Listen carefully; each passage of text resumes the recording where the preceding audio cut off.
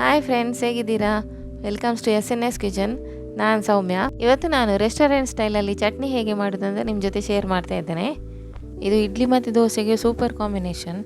ಇಡ್ಲಿ ದೋಸೆ ತಿನ್ನೋದಕ್ಕಿಂತ ಜಾಸ್ತಿ ಚಟ್ನಿನೇ ತಿಂತೀರಾ. ಫ್ರೆಂಡ್ಸ್, ಯಾರಾದರೂ ನನ್ನ ಚಾನಲ್ನ ಸಬ್ಸ್ಕ್ರೈಬ್ ಮಾಡದೇ ಇದ್ದರೆ ಈಗಲೇ ಸಬ್ಸ್ಕ್ರೈಬ್ ಮಾಡಿ. ಬನ್ನಿ ಫ್ರೆಂಡ್ಸ್, ರೆಸಿಪಿ ಸ್ಟಾರ್ಟ್ ಮಾಡುವ. ಕೊತ್ತಂಬರಿ ಸೊಪ್ಪು ನೋಡಿ ಇಷ್ಟು ತಗೊಂಡಿದ್ದೇನೆ. ನಂತರ ಒಂದು ಸಣ್ಣ ತುಂಡು ಟ್ಯಾಮ್ರೆಂಡ್ ಹುಳಿ, ನಂತರ 1 ಇಂಚಷ್ಟು ಶುಂಠಿ, ನೆಕ್ಸ್ಟ್ ಕಾಯಿ ಮೆಣಸು ತಗೊಂಡಿದ್ದೇನೆ 2. ಇದು ತುಂಬ ಖಾರ ಇದೆ, ಹಾಗಾಗಿ 2 ತಗೊಂಡಿದ್ದೇನೆ. ನೀವು ಖಾರ ನೋಡ್ಕೊಂಡು ತಗೊಳ್ಳಿ. ನಂತರ 1 ಕಪ್ ಅಷ್ಟು ಕೋಕೋನಟ್, ನೆಕ್ಸ್ಟ್ ಸ್ವಲ್ಪ ಉಪ್ಪು ಟೇಸ್ಟಿಗೆ ಎಷ್ಟು ಬೇಕು ತಗೊಳ್ಳಿ. ನೆಕ್ಸ್ಟ್ 3 ಟೇಬಲ್ ಸ್ಪೂನ್ ಅಷ್ಟು ಹುರಿಗಡಲೆ ತಗೊಂಡಿದ್ದೇನೆ, ರೋಸ್ಟೆಡ್ ಗ್ರಾಮ್. ಇದು ಹಾಕೋದ್ರಿಂದ ಸ್ವಲ್ಪ ಟೇಸ್ಟ್ ಚೇಂಜ್ ಆಗ್ತದೆ, ಒಳ್ಳೆ ಟೇಸ್ಟ್ ಬರ್ತದೆ ಇದಕ್ಕೆ. ಇದೆಲ್ಲವನ್ನು ಈಗ ಒಂದು ಮಿಕ್ಸಿ ಜಾರಿಗೆ ಹಾಕಿ ನೈಸಾಗಿ ಸ್ಮೂತಾಗಿ ಪೇಸ್ಟ್ ಮಾಡಬೇಕು. ಸ್ವಲ್ಪ ನೀರು ಹಾಕಿ ಈಗ ಹಾಕ್ತಾ ಇದ್ದೇನೆ.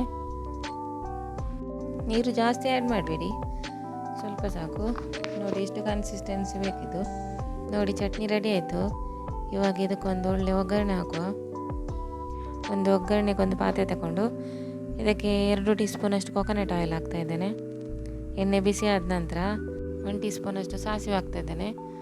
ಸಾಸಿವೆ ಸಿಡಿದ ಮೇಲೆ 1 ಟೀ ಸ್ಪೂನ್ ಅಷ್ಟು ಉದ್ದಿನಬೇಳೆ ಹಾಕಬೇಕು. ಉದ್ದಿನಬೇಳೆ ಸ್ವಲ್ಪ ಬ್ರೌನ್ ಆದ ನಂತರ ಬೆಳ್ಳುಳ್ಳಿ ಜಜ್ಜಿದ್ದು ಹಾಕಿದ್ದೇನೆ, ಒಂದು 4ರಿಂದ 5. ನಂತರ ಸ್ವಲ್ಪ ಕರಿ ಲೀವ್ಸ್. ಗ್ಯಾಸ್ ಫ್ಲೇಮನ್ನು ಆಫ್ ಮಾಡಿ ಈಗ ಅದಕ್ಕೆ ಆ್ಯಡ್ ಮಾಡುವ ಚಟ್ನಿಗೆ. ಹೋಟೆಲ್ ಸ್ಟೈಲ್ನ ಚಟ್ನಿ ರೆಡಿ ಆಯಿತು ನೋಡಿ. ಒಳ್ಳೆ ಟೇಸ್ಟ್ ಆಗ್ತದೆ ಇದು. ಈ ಥರ ಒಮ್ಮೆ ಮಾಡಿ ನೋಡಿ ಫ್ರೆಂಡ್ಸ್, ಮತ್ತು ನನಗೆ ಕಮೆಂಟಲ್ಲಿ ತಿಳಿಸಿ. ಫ್ರೆಂಡ್ಸ್, ನನ್ನ ಈ ವಿಡಿಯೋ ಇಷ್ಟ ಆದಲ್ಲಿ ಒಂದು ಲೈಕ್ ಮಾಡಿ, ಕಮೆಂಟ್ ಮಾಡಿ, ಶೇರ್ ಮಾಡಿ. ನಿಮ್ಮ ಫ್ಯಾಮಿಲಿ ಫ್ರೆಂಡ್ಸಿಗೆಲ್ಲ ಶೇರ್ ಮಾಡಿ. ಹಾಗೆಯೇ ಸಬ್ಸ್ಕ್ರೈಬ್ ಮಾಡಲು ಮರಿಬೇಡಿ ಫ್ರೆಂಡ್ಸ್. ವಿಡಿಯೋ ನೋಡಿದ್ದಕ್ಕೆ ತುಂಬ ಧನ್ಯವಾದಗಳು. Thanks for watching. Take care.